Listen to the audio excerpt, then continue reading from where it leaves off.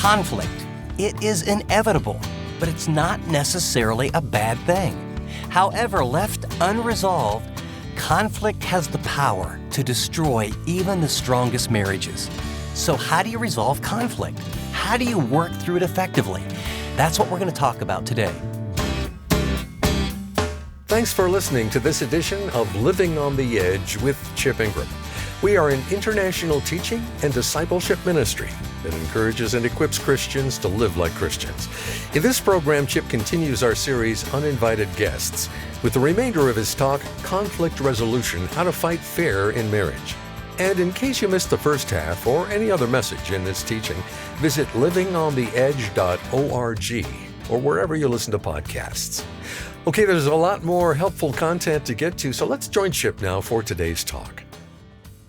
Now what I like to do is I want to walk through an acronym. Are you ready for this? Diffuse. Can you believe I use that acronym? We want to diffuse the conflict. And literally, I looked this up in Webster's. It's the idea of something that's kind of coming to a boil, and to diffuse means to spread it out.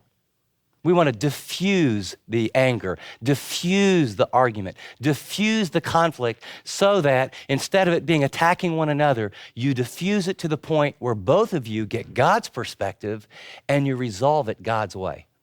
So here's what I want you to do. Some of you, this will be very easy, all right? Some of you, maybe you've had a good last 3 weeks. Try and remember, I want you to bring to your mind the biggest conflict in your marriage right now, okay? Let's not go through this like I'm going to give you something to do for each of these letters and you all go, oh boy, that was so good. Wasn't that wonderful? If we ever have a fight or a disagreement, this will be nice. No. I want you to think of the biggest conflict in your marriage right now. Maybe it's where some money's being spent. Maybe it's in the areas of intimacy in your life. Maybe it's in terms of where you're going to locate. Maybe it's an issue about how you discipline the kids. I don't know what it is. Unfulfilled longings, frustrations, but I want you to think of this is the biggest conflict in our marriage right now. Now, what I want to do is walk through a process to say, instead of attacking or withdrawing, how in the world can we do this God's way? And before I do, can I give you one quick, those word pictures we're talking about? I'm going to give you a little word picture that will help you recognize how you tend to respond. When you have conflict, you tend to respond either as a turtle or as a shark, okay? Those are just the normal ways that people respond. So sometimes there's conflict and there's hurt and there's an argument and there's something. Some people are turtles. What do turtles do? They stick their head back in the shell and then they pull their little limbs in. Turtles will not speak to you for hours or sometimes days at a time. That means you have a problem in your relationship. Turtles often face the other wall that we talked about at bedtime, letting you know they don't really want to talk to you or be around you. Turtles withdraw affection. Turtles will not hug you or kiss you in ways that make you feel like there's a real person inside hugging you or kissing you. They give you the old, or you get the cold, silent shoulder. And by the way, this is just we all learn from our families and our personalities how to deal with conflict. So this is like in your DNA. You've been trained by this. Turtles avoid. If there's conflict, let's not talk about that. They redirect, let's do this. Oh, why don't we do something else? Hey, maybe we should go on vacation. Let's not talk about that right now. Whatever it takes to avoid the conflict, to not face difficult issues, that's what turtles do. Sometimes they run to mother. Sometimes they run to pain. Sometimes they run to alcohol or drugs or spending or pleasure or buying things they can't afford. Now, by contrast, sharks, when there's conflict, they start swimming the water. Have you seen like on the Discovery Channel? Right? Hey, there's conflict. We're going to get it solved, and we're going to get it solved now. And their goal is to win. And so sharks have different games. They play the mind-reading game. You only did that when you were trying to be nice because you felt guilty, didn't you? See, I can read your mind. I'm the mini psychologist. Or, when you bring up something, a shark will say something. Well, anyway, if you think my office is filthy, look at yours. Or if you did this, they will do the switcheroo. So what they do is they take any issue that's brought up, they spin it real quickly and dagger right back at you. If you're thinking to yourself, this guy really is good on the shark side of it, there's a reason. Sharks keep score. Sharks play in their mind and comes out of their, well, I'm trying harder than you are. You know, if you try as hard as me, then this marriage would be what it's supposed to be. Sharks use logic to escape emotional reality. When someone gives a shark an I feel message, this is what I'm feeling, and I think we need to deal with this. They intellectualize it and say, well, in light of your childhood and the sociological issues that you were brought up with, and in light of sort of the DNA patterns that I've noticed over the last 26 years of marriage, I can see where someone with your pathology might feel that way. Basically discounting the message. Sharks use their intellect to diffuse things in their mind because the goal for sharks is to win. Sharks, when it really gets bad, you know, it comes. Hey, you know what? I'll tell you what. I'll just divorce you, and you'll see how it's the atom bomb attack, the big threat. Trying to bring fear into the relationship to make the other person submit and shut up and not face it. Sharks humiliate their partners. Statements come out, and you get this, even if they don't say it, there's this kind of, how could you be so stupid? I mean, how could you? Did your mom not raise any smart kids? I mean, you know, that is ludicrous. There's this air of sophistication where they go up and they put you down. And by the way, what does this do? Just closes down everything, doesn't it? And what's it teach you? It teaches you, if you're married to a shark, you know, when I talked about bringing up conflict and I feel messages and doing it gently, some of you, the knot started in your stomach and you're thinking, I've done that before, and I've got a wound here and a shark bite right here. And some of you are married to turtles and you live with constant frustration. It's like the guessing game. Is something wrong? Is something wrong? Is something wrong? I can kind of tell something's wrong. I think something's wrong. I mean, the fact we haven't talked in a week and a half, maybe, would you write me a note? I think something's wrong. Now, let me ask you this question. Now, not that any of you are full-blooded sharks or big turtles, but if I had to make you put yourself in the shark or the turtle category, which are you? How do you respond to conflict? What do you tend to do? And see, the reason I want you to get that down is because when I'm going to walk through this major conflict, you need to do it through the lens of realizing my natural inclination is to attack. You attack, why? Because you're insecure like me and you don't want the other person to see your shame and your failure. Or you're going to withdraw. Why are you going to withdraw? Because you're insecure like me and everybody else, and you don't want to face difficult, hard things that might come up. And all I'm saying is, if there's any encouragement in Christ, you know, if there's any consolation of love, if there's any fellowship of the Spirit, be of the same mind toward one another, be of the same purpose. Don't think only on your own interest, but think also of the interest of others. Let's figure a way to not be a shark or a turtle and get this on the table and deal with it. And I hope right now you're saying, how? Okay, you ready? The D stands for define the problem. And what I mean by this, define it on your own. When a conflict begins, the biggest mistake is verbalizing and trying to define and solve it with the other person. Because most of the time we're dealing with symptoms. But you have a problem, we jump in, and as soon as you get attacked, then the turtle and the shark start showing up. And now and then, a turtle, if it's in the shell, tell you what, when you see a turtle that decides to have a shark day, it's scary. They come out, with a snapping turtle because they can only take so much so long. And so this is what you need to do on your own. One of the reasons I keep a journal is I have little things that bother me all the time, not just about my marriage, but lots of things. And what we tend to do is not process our feelings and what's going on, and then we want to blame shift, right? We learned it. Adam did it. Eve did it.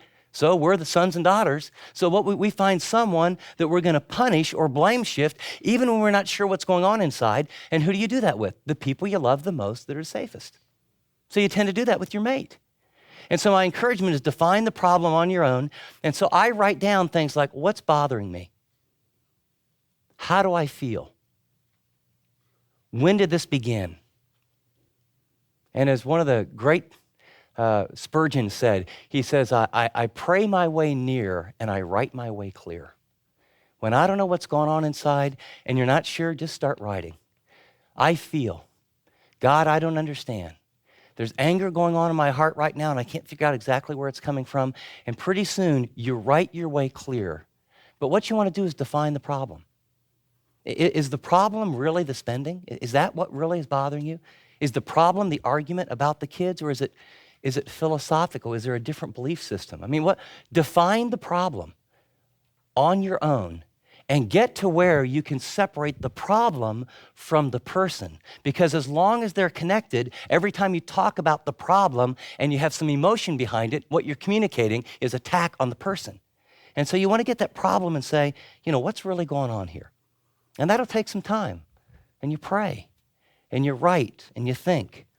Then second, once you define the problem, you think, I think this is the issue. I think this is the problem. And by the way, it's I think, because you don't know for sure until you talk with your mate. Second, then, the I stands for initiate a time to talk. Initiate a time to talk. And by the way, I would say that you need to do that when it's good for you and when it's good for them. When you're a shark, when you go away and define the problem, what I do is I come home and say, Teresa, I need to talk right now. She's in the kitchen. She's doing this. She's doing that. She's been up early. Maybe there was 2 kids. She had other issues. I'm going to talk. I'm going to talk right now. And it was just like, you're nuts, Chip. You're nuts. I'm not ready to talk. Initiate a time to talk. And it may be something like, you know what? We had that fight or argument a couple days ago. I've been away. I've been thinking. I've been praying. When would be a good time in the next 24 to 48 hours to sit down and talk about this? And then write it down. The scripture says, the discerning heart seeks knowledge, but the mouth of a fool feeds on folly. The discerning heart seeks knowledge. You want to define that problem, figure out what's going on, and then it's not like if the turtle says, well, I'd like to talk about this in 6 months. That's not one of the options, okay? Tell me in the next 24 to 48 hours or so, look at your calendar, because remember what Jesus said in Matthew 5? If you come there before the Father and are there offering your offering, and you realize your brother, in this case your mate, has something against you, leave your offering there, go to them, and make it right. Because when you have unresolved issues that don't get resolved, all that stuff starts getting down in here. And I'll tell you, it'll pop out in your speech, it'll pop out in your sex life, it'll pop out in your behavior, and pretty soon you'll have all these symptoms going because the real issue doesn't get dealt with. Define the problem, initiate a time to talk that's good for both of you. Don't be pushy, but don't procrastinate. And then the F stands for focus on the perceived problem, not the person. Proverbs 18:19 says, an offended brother is more unyielding than a fortified city, and disputes are like the barred gates of a citadel. Now listen to that again. An offended brother, let me take a little license here. An offended mate is more unyielding than think of a fortified city with all the walls and all the ramparts. And disputes, arguments, are like barred gates of the citadel. When we wound our mate, walls start going up. And so you need to focus on the perceived problem and not the person.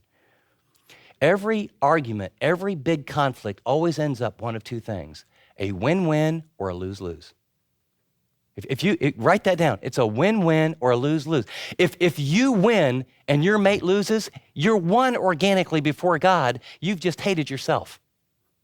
And it'll come back to bite you. You never win by, I won this battle. Well, good for you. And you just lost the war. Whatever has to happen, you need to do it in a way. It's either going to be a win-win for both of you. And so you focus on the problem and not the person. You don't bring up their parents. You don't bring up their past. You don't bring up past stuff. This is the problem. This is what I perceive it to be. It may not be the right problem, but you say, that's what I'm going to focus on. And so you avoid messages like you should, you always, you ought. And instead, write in your notes here, write that I feel message. I feel this when this happens. Therefore, my perspective, I try and use that. I'm not as good as I should be. My perspective is, I think this is the issue versus this is the issue. In other words, I know. So D, define the problem. I, initiate a time to talk. F, focus on the perceived problem. And then the next F is for feel their pain as though it were your own. Proverbs 17:17 says, a friend loves at all times, and a brother is born for adversity. Our first calling to our mates, and this is hard, our first calling to our mates is not what they give to us, but you are, remember, you are an agent of grace. Think of yourself as a pastor or a minister, okay? And God has all these people in the world, and you are the minister or the priest or the pastor that he's going to use more than any person in the world, more than the greatest Bible teachers, whoever they are, the greatest worship services, the greatest music. The person he's going to use to make your mate the most like Jesus is you. And we have a high priest who's sympathetic with our needs, right? Who in every way was tempted, but he didn't sin. It's Hebrews 2:18. And so what that means is when I come before the throne of grace and I'm struggling and I'm hurting and I'm lonely and I'm depressed and I've messed up and I feel condemned, I come to a priest who feels my pain, who understands where I'm coming from. I don't come to a God whose arms are crossed and toe is tapping and has a long finger like this going, boy, I was waiting for you to come, Ingram. You know what? You have really been messing up, and I've been talking to Gabriel and the angels about you, and boy, I'll tell you what, we're ready to. That's not who I meet. I meet a come unto me, all you that labor and are heavy laden. I meet the father of the prodigal who says, I understand you messed up. I died for those mess ups. My command is come boldly where? To the throne of grace, unmerited favor, to get what? Mercy in your time of need. What's mercy? Mercy is God withholding what you deserve for what you did bad. You're listening to Living on the Edge with Chip Ingram, and he'll be right back to finish today's message. But first, if this new series from Chip has inspired you, consider joining the Living on the Edge team. In fact, let me encourage you to stick around after the teaching to hear about a special gift we have for those who become monthly partners. You're not going to want to miss out. But until then, here again is Chip.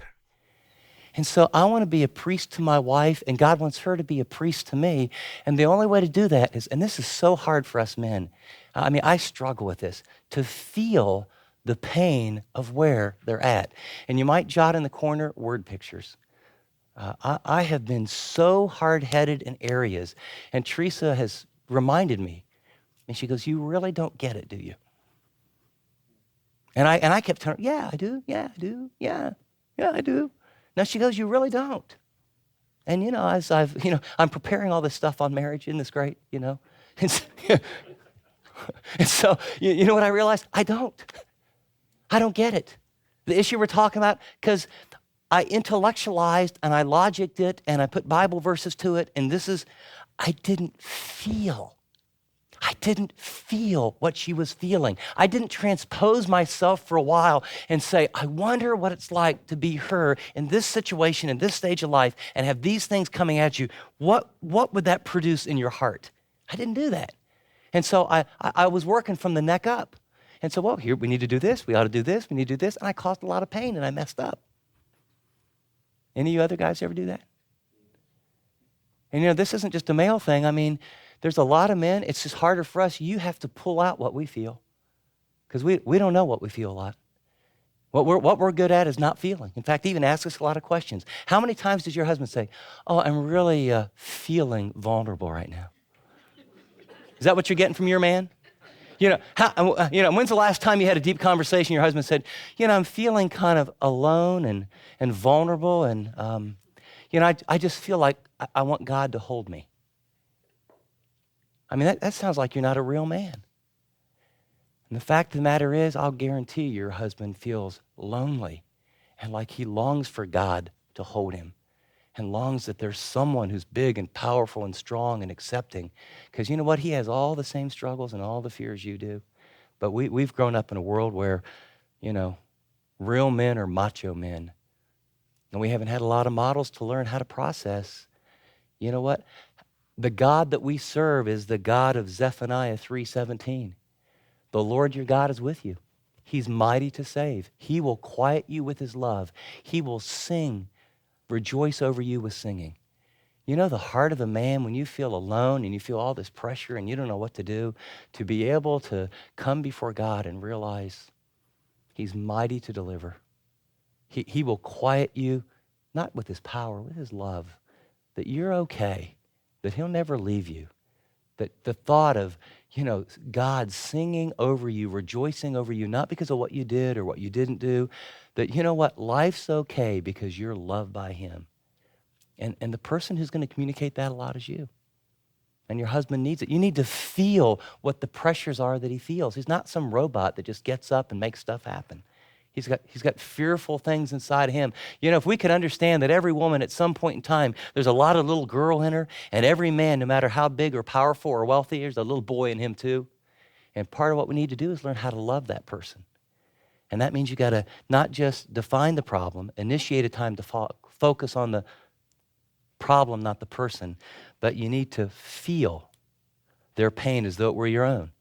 And by the way, I just realized too, guys, you don't have to understand it. It doesn't have to be logical. It doesn't even have to make sense. I would go, well, that doesn't make sense. So I would say stuff like this to Teresa. Why are you feeling that way? That is, by the way, a very dumb question. Why are you feeling? Feelings they're the caboose in life, all right? They're just the caboose in life. The will is the engine.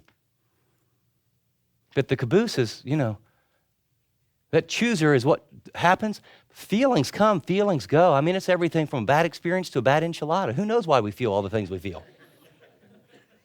And then after you feel, then you uncover the root problem. Most conflicts, by and large, are symptoms.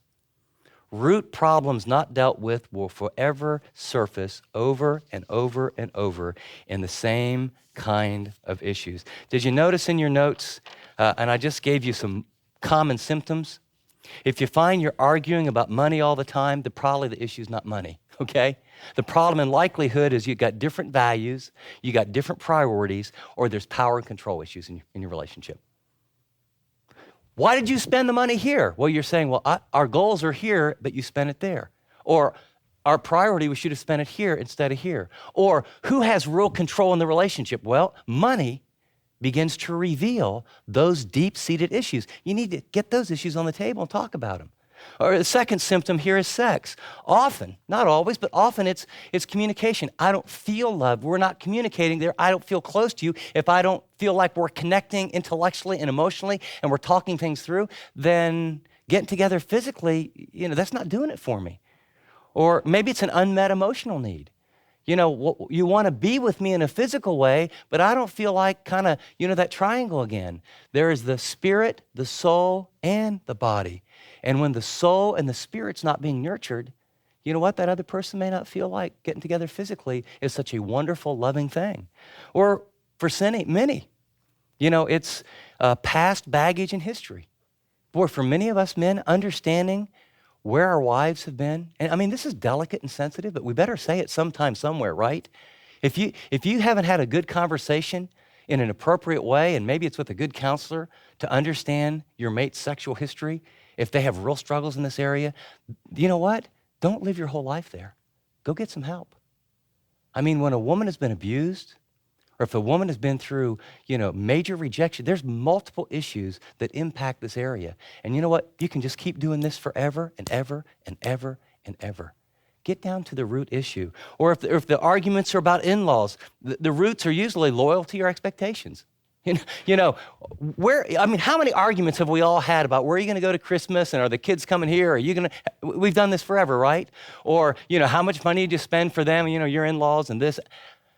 It's about, I spent a good portion of the early years of my marriage communicating wrongly to my wife unintentionally that my parents were more important than her.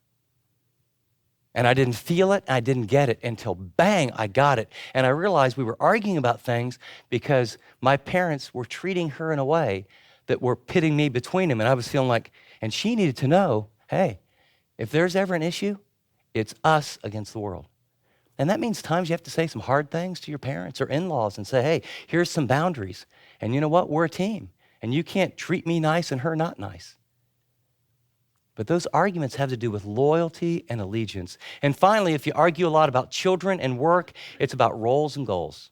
The root issue is, what's our goal as a couple, and why are you spending so much time with the kids or so much time at work? Or what's our roles? You know, this is happening with the children. My expectations are you handle this. Well, mine were that you would handle this. Well, you can keep arguing and arguing and arguing until you get down to, so what should our roles be and what are our goals? Okay, walk through it with me. You ready? D stands for define the problem. I stands for initiate a time to talk. F is focus on the problem, not the person. The next F is feel what's going on. The U is uncover the root symptoms. And then the S is set things right between you. It's a very, very simple one. Set things right between you. Therefore, confess your sins to one another that you may be healed. Own your responsibility. Confess. And by the way, don't do this in general ways. I was wrong. And then fill in the specific. Not, I'm really sorry for all that I did. There's something about that. It's kind of like when you say at bedtime, dear God, forgive me for all of my sins. You know, there's something that doesn't feel real cleansing about that, is it? Now, I mean, he understands the unknown sins, but, you know, when he's pointed out this, he kind of wants you to have that personal talk and say, you know, Lord, I'm really sorry about this. And, you know, when you say to your mate, I'm sorry for any way I've hurt you ever in our marriage in the last 27 years. Hey, I feel better. How about you? You know, it doesn't fly, does it? It needs to be specific and from the heart and contrite. And this is about, you know, setting things right is owning your responsibility. And then it's saying, I was wrong. And the next line is, will you forgive me? And I think this is important to look in their face. Will you forgive? It's a request. And I think it's very important that you don't just, oh yeah, it's okay. No, it's not okay. You know, just as I've again been doing this series, you know, God has brought some things to mind where I have in the very, you know, recent time had to realize, wow, I was wrong. Will you please forgive me? And I appreciate my wife as she looked me right in the eye and says, I forgive you for what you've done. And then it's behind us. Do you realize how many couples never have that little conversation with those few words? I was wrong. Will you forgive me? And then to hear from the other person, I forgive you. You know what that does? That's like going over to the big relational chalkboard or whiteboard of your relationship and you erase it. And you erase it. Does it mean that things are never going to go up there again? No. But for now, you erase it. And you're clean before one another. And then when you forgive, you release, and that means you can't use stuff to bring it up in the past for the next round of conflict. And that's a choice. The E is establish a specific action plan that addresses the issues discussed. And you write it down. If you think I'm really big on writing stuff down, it's because if you don't write stuff down, nothing really happens. And you don't have a track record, and your view and remembrance of the situation will be very different than your mate's. Well, I thought we said we were going to, well, I thought you said we were going to do that. No, we're not going to do that. Did I really say that? You know, get a calendar out and then get a piece of paper out. And then this sounds maybe pedantic, but it's very helpful. And as a husband, you say, I commit to blank by blank. And it might be, hey, I'm not sure what to do. I commit to think about this for 3 days and come back with 3 suggestions about how to deal with this. Or it might be, you know, I commit to have a conference once a week. Or forget that. I commit to do it this Thursday, and then next Thursday we'll talk about doing one next week. I commit to planning a weekend away in the next 3 months. And so the husband does that and the wife does that. And you see what it does? It takes you from a problem that gets blown out of proportion, and you take the pie of your relationship, and that problem is a slice, and it's usually about 5%, maybe 3%. And instead of arguing and bickering and hurting and wounding so that it goes to 10 and 15 and 20 and 30 and 40%, and pretty soon you're saying, I got a terrible marriage, it really stinks, I can't live with this person. You focus on all that God has done, and then you diffuse it, and you say, you know what, let's define this problem. Why don't we initiate a time to talk? You know, I'm going to focus on the problem, not the person. You know, I really want to feel how you're really feeling. Let's get down below what's really happening. You know what I see in this problem, I need to own this. And now let's establish a plan to make some progress. And you're always going to have those slices, right? You're going to have conflict. I mean, running backs get tackled. That's just the way it goes. It's a fallen world. You're going to have conflict, but you know what? You can take that little diffuse and you can say, this is how we're going to work through it. And when you do, I will tell you, God is gracious and kind and loving. And his word to us, I believe, would come out of James chapter 1 as you listen to what I've just said. Because this is where the rubber meets the road, isn't it? James 1, verse 22 to 25 says, do not merely listen to the word and so deceive yourselves. Do what it says. Anyone who listens to the word but doesn't do what it says is like a man who looks at his face in a mirror. After looking at himself, goes away and immediately forgets what he looks like. But the man who looks intently into the perfect law that gives freedom and continues to do this, not forgetting what he has heard, but doing it, he will be blessed in all he does. You're listening to Living on the Edge with Chip Ingram, and the message you just heard, Conflict Resolution, How to Fight Fair in Marriage, is from our series, Uninvited Guests, Recognizing and Resisting the Attacks on Your Family. Chip will join us in studio to share some insights from today's talk in just a minute. Many philosophers have likened marriage to an exciting adventure, which is true. So how can you and your spouse make the most of your journey together? For the last couple of programs, Chip explained how clear communication and resolving conflict can completely transform your relationship. So whether you're a newlywed or have been together for decades, we pray Chip's insights have motivated you and your mate to practice these two skills. Let me encourage you to go back and catch up on any part of this series you may have missed by visiting livingontheedge.org or wherever you listen to podcasts. Well, Chip's back in studio with me now. And Chip, you shared with me recently that an elder at your church came to you looking for advice about an issue that many in the congregation were struggling with. In fact, it's an issue that countless across the country are dealing with too. Absolutely, Dave. It wasn't something new, but it is something heartbreaking. He was talking to me about, and he didn't share any names or anything. He said, you would be shocked at the people that are having marriage problems in our church. I mean, it's a healthy church. It teaches God's word. And yet, in the midst of a healthy church environment, little by little, lies have undermined their marriages, and it's pulling them apart. People facing the empty nest or having a little struggle or getting pulled into porn or something happened in their marriage. This isn't about people out there. These are leaders in the church. There's never been a greater need for clear biblical guidance on the subject of marriage. And not only guidance, but some tools to help ordinary people learn to communicate, learn to resolve conflict, then have some tools to work at building a great marriage, whether it's good and needs to get better or whether it's in trouble. And you really need an anchor to help your marriage become what you know God wants it to become. When you give financially to Living on the Edge, and when you also pray, you're a part of strengthening and healing marriages and helping marriage partners become better parents, because great marriages are the key to kids who walk with God. Would you pray about becoming a financial partner with Living on the Edge? We need your help. Marriages are in trouble. Christian families are hurting, and we want to make a difference. And we need your partnership to do it. Thanks so much. Great challenge, Chip. And please know how much we appreciate your sacrifice. Your regular support allows us to plan our next steps as a ministry and be ready to walk through doors that God opens for us. And as Chip said during this entire series, if you become a monthly financial partner of Living on the Edge, we'll send you our newest resource, the Marriage That Works Truth Cards, as our thank you. Learn more by going to livingontheedge.org or by calling 888-333-6003. Again, that's 888-333-6003 or visit livingontheedge.org. App listeners, tap donate. Well, here again is Chip to share his application for his message.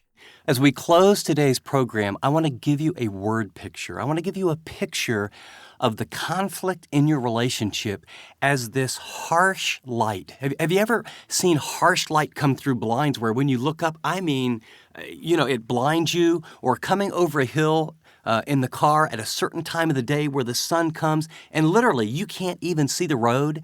That's what happens with conflict. And what we're talking about, this acronym DIFFUSE, is how to put on some spiritual sunglasses. Picture with me this light coming in, but as you look all the way across the room, how it gets diffused. That's what we're talking about, is the specific way to take that conflict that ignites your heart and your passions and your anger and your wounds and that resurrects bitterness. And when you make up names for one another and talk about family members from the past, and when you can talk about how they have done something 11 years ago that you still haven't let go of, and on and on and on. I mean, resolving conflict, what you realize is about the first half of it, I need to go in a room by myself and get things clear and right and let things diffuse in me. And so get alone with God, write things down, and then go with your mate calmly, lovingly, empowered by the Spirit, diffuse the conflict, express love, be forgiven, extend forgiveness, and move ahead. Really practical advice for us to follow, Chip. Thanks. Well, next time, Chip continues our series, Uninvited Guests, by shifting his focus from the marital relationship to helping couples parent in a God-honoring way. So be sure to join us for the next edition of Living on the Edge. Until then, I'm Dave Drury. Thanks for listening.